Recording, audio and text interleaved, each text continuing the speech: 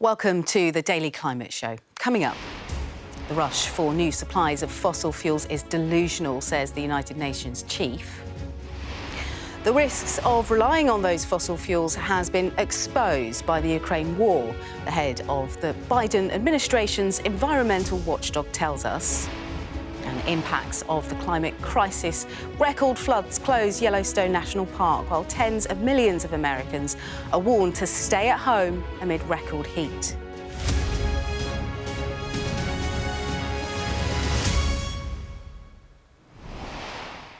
Welcome to the Daily Climate Show, where we track the changes happening to our world, challenge our leaders to come up with solutions and report on the impact the climate crisis is having. And we start today with a warning that the repercussions of the war in Ukraine are playing out in ways that will be hugely detrimental to the planet in the long term. The United Nations Secretary-General, speaking at a meeting in Austria, said the countries exploiting new fossil fuel energy resources in response to a global energy crunch are ignoring the science on climate change. We are witnessing a historic and dangerous disconnect. Science and citizens are demanding ambitious and transformative climate action. Meanwhile, many governments are dragging their feet. This inaction has grave consequences. Climate disruption is being felt right now, with nearly half of humanity in the danger zone.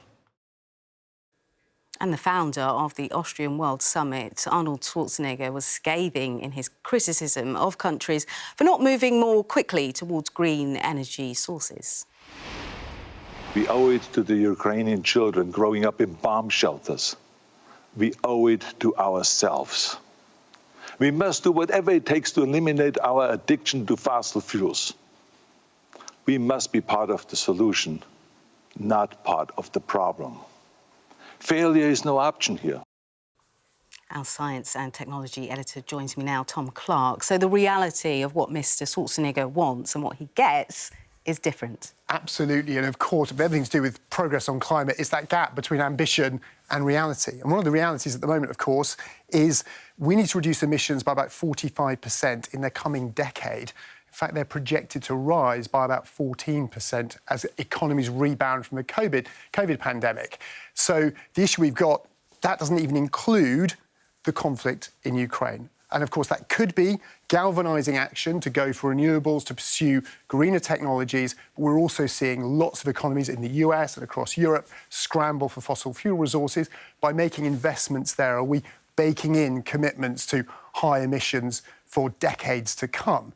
So a question I put to Michael Regan. He's the new administrator of Biden's Environmental Protection Agency in the US. And I asked him, are we in a better situation now than we were coming out of the Glasgow Climate Summit?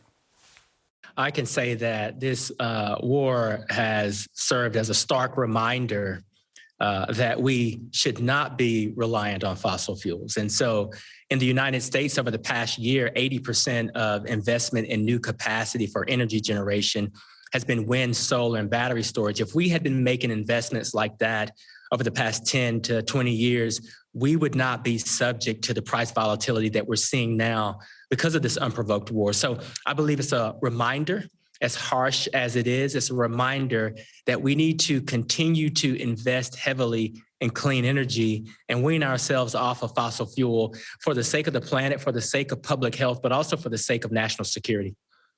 And one aspect of that your agency, I know, is particularly involved with is obviously methane emissions from US fossil fuel plants and pipelines, etc. The president has committed to a massive reduction in methane, wants the rest of the world to join him. That was announced at the summit. Are you confident you're going to be able to maybe go to the Egypt summit with some progress to show in terms of curbing methane emissions in the US? Because as I understand it, they're actually increasing at the moment. I'm very confident. Not only has the president led with the global methane pledge, which significant number of countries have signed on to, but we've proposed the most stringent methane regulation in United States history, and we should be finalizing that soon. That is capturing and reducing methane emissions from both new and existing oil facilities. So I'm very, very optimistic that we are staying the course and that we will leverage technology and leverage new business models and leverage the ingenuity of our private sector to reduce methane in a way that will provide significant benefits to not only the planet, but to communities that reside near these facilities. I want to come on to that in a moment, but one question first. As I understand it, the Supreme Court is currently expected within days, maybe imminently, to decide on whether to curb your agency's powers to enforce environmental regulations, particularly around emissions from fossil fuel plants. Are you worried the EPA is about to be defanged by conservative judges? Listen, we're following the Supreme Court case very closely, and they will make a decision on a regulation that focuses directly on reducing emissions from power plants. But I've said from day one, the president has a number of tools in his toolbox. And as we look at all of the regulations that govern power plants, we have regulations that look at traditional air pollutants, water pollutants, and coal ash or hazardous waste cleanup.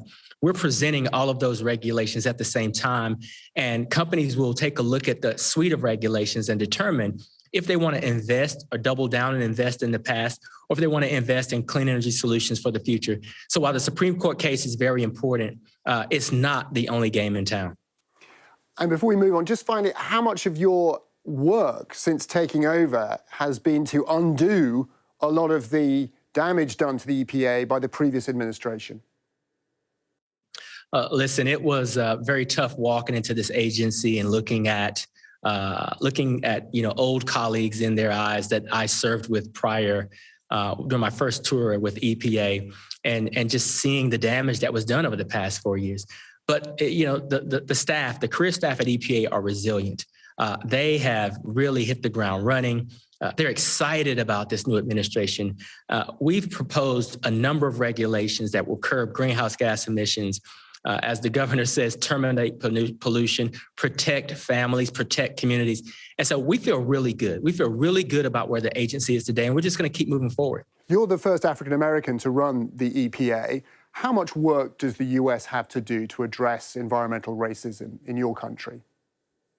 Yes, it's not lost on me that I'm the first Black man to lead this agency, and it's not lost on this administration just how much work we have to do to tackle environmental racism, environmental injustice. But I can say that the president has pledged that environmental justice will be a centerpiece of this administration. Leadership matters. He's given us the ability to pursue this issue very vigorously, and that's exactly what we're going to do. Well, let's get a bit more of today's climate news now, because record floods and rock slides have forced a rare closure of Yellowstone National Park, which spans the US states of Wyoming, Idaho and Montana. All entries to the park were closed for the first time since 1988 after roads were washed away and bridges damaged. Torrential rain in one of the wettest springs in years and a rush of water from snow melt following a sharp rise in temperatures combined to cause the appalling conditions. Elsewhere in the US, more than 100 million Americans are being warned to stay indoors if possible as a heat wave stretches from the southwest to cover much of the rest of the country. The National Weather Service says several temperature records were set in the western US during the weekend, and some farmers say the heat has caused crops to spoil. And Britain has put the first round of sites to be used for the storage of carbon up for bids from potential users. Carbon capture and storage, or CCS technology, involves capturing the carbon dioxide emitted from industrial processes before it hits the atmosphere and piping it deep underground where it can be permanently stored. Now, the North Sea Transition Authority said the country aims to store 50 million tonnes of CO2 in this way every year by 2035. Well, that's all from us today. Thanks for watching. We'll see you soon. Bye.